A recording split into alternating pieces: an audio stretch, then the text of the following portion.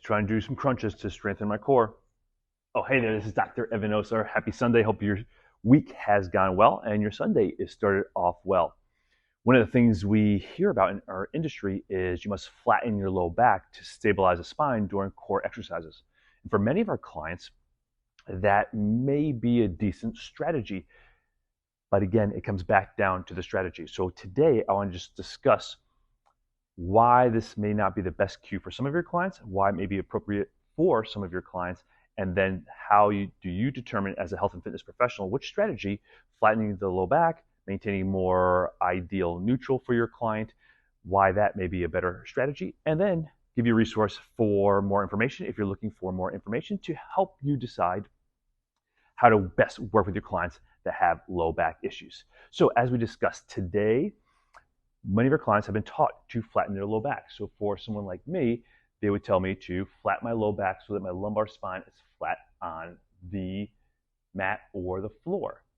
Well, for some clients, if they are truly hyperlordotic, so they have an increased anterior pelvic tilt and increased lumbar lordosis, flattening the low back may be an appropriate strategy to basically get them back to a more neutral position.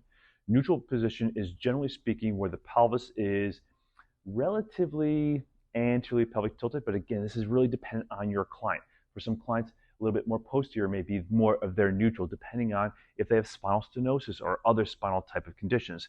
That's why one of the things I want you to also take from today, there's three things actually. The first thing is, it's not as simple as our industry tries to make it or what you read on the internet.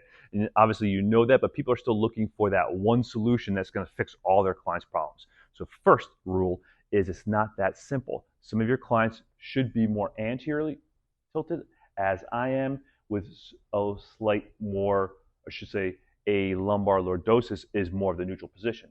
Some of your clients, the older clients, will be more posterior because they have more advanced levels of spinal stenosis, so they may do a little bit better with slightly posteriorly pelvic tilted and more flattening or a less of a lumbar curvature of their spine. So how do you know which is best for your client? It's hard to determine case by case. So what's a good rule of thumb? Well, if you go anterior with your pelvis and then you go posterior with your pelvis, sort of settle in between those two spots. That's a great place to start. But here's how we really start with our clients in the integrative movement specialist approach to working with clients with low back. And I'm going to use my little buddy here, just kind of watching me. So if you look at the position, it's kind of hard to see here because he's such a small guy. But if you look at the position of his ribs, you see how the ribs are angled slightly higher in the back, lower in the front. This is a very important concept because we don't learn about this a lot as fitness professionals, and we definitely, even as a chiropractor, I didn't learn a lot about this, even though that was 20-something years ago. So maybe I did learn it, but I'm pretty sure I did. This is one thing I would have remembered learning, and I didn't learn, is the position of the ribs. And what we've been taught in all our industries, chiropractic, physical therapy, fitness, massage, we've all been taught very similarly that we want to bring the rib cage up, and then also at the same time tuck the pelvis under. And that's where the neutral is. And for some clients, that may be their neutral, but for a lot of our clients, it is not. Because what we often don't do is get the ribs in the right position. As I mentioned, one more time, the ribs are slightly angled higher in the back than the front. So if you think about the rib cage angle, it's slightly higher, like where my thumbs are here, slightly higher in the back than the front. For some of our clients that are more flexible, so maybe some of your younger clients, younger again is relative, older is relative as well. So when I use those terms, I don't mean like everybody over 60 or everybody under 30. It's relative to your client. Is their age, so to speak, their physiology or the mechanics of their body don't always equal their legitimate age. So when I say age, it's relative to their health, so to speak, more than that chronological age. So when we think about relatively younger, healthier individuals, they may be able to get their ribs more in this position longer and then have more of a slight anterior tilt and lumbar lordotic curve. People that have more degeneration in their spine, they will be slightly more posterior tilted and more of a flattened lumbar spine because of degenerative changes and spinal stenosis. What we don't want to do is force people into one position or the other, where we start with all individuals to help them find their best neutral. Because think about this. If I'm posterior tilted and anterior swayed, which most of our older clients are, or if I'm like this, I'm hyperlordotic and flared in my rib cage, which some of our younger clients are, well, if I just change the pelvis position, I didn't do anything to the rib cage position, I still have a lot of compression on my low back because of what I'm doing to my rib cage. Again, similarly with your clients that are posterior tilted and anterior swayed, if I just say pull your abs in and squeeze your butt, they just go more into that posture. But one thing we can do to help both of these individuals is help them get their rib cage better aligned so that the ribs angle down in the front and angle more towards the pelvis. Now it's going to be easier for them to get their rib cage up off their pelvis. I mean, if you watch, if I'm a kyphotic person, if you want to get the rib cage up off, not extend, because most of these individuals that are kyphotic, they can't extend. So you need to get their rib cage up and off their low back so then their pelvis can come back to a more natural position underneath the rib cage. For our fitness individuals, you and I, health and fitness individuals that tend to be more extended, we want to bring the ribs again back down in better alignment so the rib cage and pelvis are better aligned. So basically what we're doing, so the second concept is getting the ribs to align and then also get space between the lower ribs and the pelvis. A lot of our clients, whether they're fitness individuals and or older individuals, they're very compressed top to bottom. I just worked with a woman with chronic low back pain, chronic neck pain, and her whole body's a very muscular woman, strong woman, but chronic pain where she can't even sleep at night now. And she's very compressed. So our work together is to help her get decompressed. So when I'm teaching her about her core exercise, a lot of it is to lengthen the rib cage. How do you lengthen the rib cage? There's two specific ways. Number one is cueing to be longer. That's one way. The second way is, there's actually three ways. Second way is to breathe, because when you breathe into the cylinder, the rib cage over top of the pelvis forming the cylinder, when you breathe into the cylinder, you create the ability to expand. That creates more space, that creates less compression, less contraction, that creates better pressure regulation, which is really how, or I should say, a major part of how our core is stabilized, so you don't have to use so much muscular effort. The third thing is teaching her not to start squeezing down and bracing down when she's doing all her exercises. She likes to work out very intensely, so it's helping her to develop a strategy where she can use a core stabilization strategy when she needs it, a higher level, but then teach her how to get out of it. Many of our clients know how to brace and tighten and hold things super tight. They don't do as well to release it. So number one, get the alignment, think about the ribs in the right alignment, and get the rib cage up off the pelvis. Allow the pelvis to come back to its more natural position, the low back to come back to its more natural position.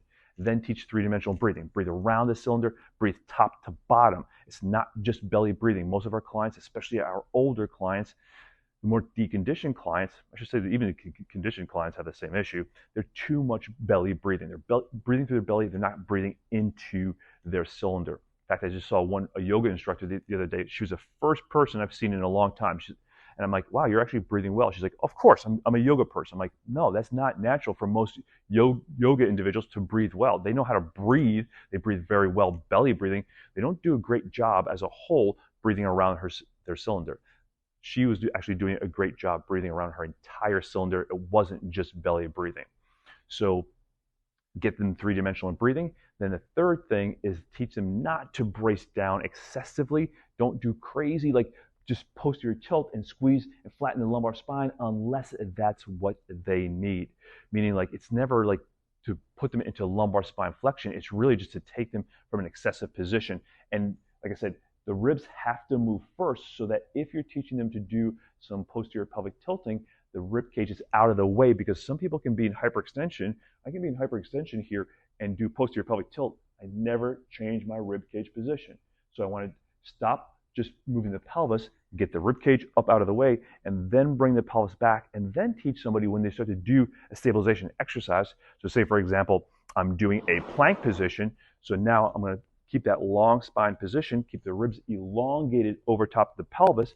Now my pelvis and rib cage are more aligned. Now I can do my activation or my somewhat brace. Now I can go into my plank position here. I can plank up here, and now my core is stabilized in a much more neutral position. I don't have to do excessive like posterior tilt, anterior tilt, squeezing down and back with the shoulder blades. I've aligned myself appropriately so that my spine, rib cage is in the best position. Now I just teach the muscles to activate around that position. So that way it's stable, it's controlled, and I'm reinforcing more optimal posture, because basically the posture I'm going into in a plank position should be the best posture I can be in. And then when I come out of that position, it's basically the same posture I'm in the standing position. So our exercises are reinforcing that. That's really the final concept here. The exercises help to reinforce the alignment that we ultimately want our clients to have. I should say there's one more comment. One final comment is, we're not trying to find perfect. There's not one perfect for every single individual. So that's a mistake I made for years, was trying to force everybody into this ideal perfect. Like everybody stand up so the line goes through their ear, shoulder, hip, down through the ankle, knee and ankle. We're not trying to make people perfect at all. We're trying to help their strategy, which is why I talked much more here about the strategy. How do we help our client, whether they're kyphotic, whether they're hyperextended, whether they're anterior tilted, posterior tilted? Let's help them get a better strategy of aligning their rib cage over top of their pelvis. Let's teach them a better strategy of breathing. Let's teach them a better strategy of using their core muscles appropriately. And then they have a better strategy for everyday life, for exercise, and all the things they need to do. And they're not locked into one pattern because that's what we learned. That's what our bias is, or that's what some guru told me to do. And so I'm just repeating what they say.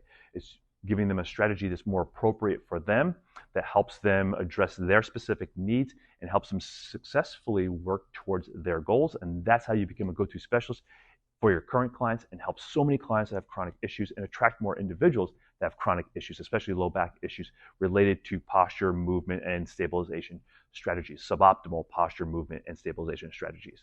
I hope you enjoyed that. I hope it made sense. It was kind of a overview of the things we've been talking about in Two Anatomy Geeks, our most recent series. We just wrapped up our last series of the year. Thank you for everybody that's watching as part of the Two Anatomy Geeks series.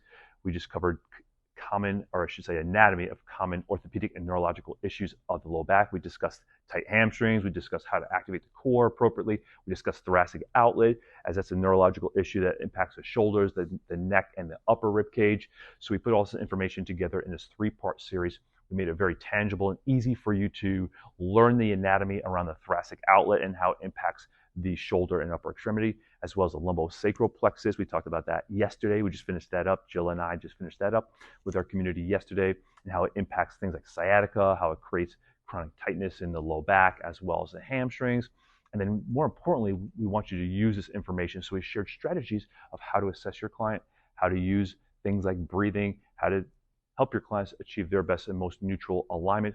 And then we teach you the corrective exercises to help reinforce that, because we want you to use this information, not just learn anatomy for the sake of learning anatomy, but be able to apply it to your clients and learn about some of the underlying causes, the orthopedic issues, spinal stenosis, disc herniations, degenerative changes, as well as things like nerve-driven issues, like thoracic outlet, like sciatica and nerve impingement in the low back, and how that impacts your client's lower extremity and chronic hip issues and low back issues. So the link is next to this video here on Facebook or wherever you're watching it.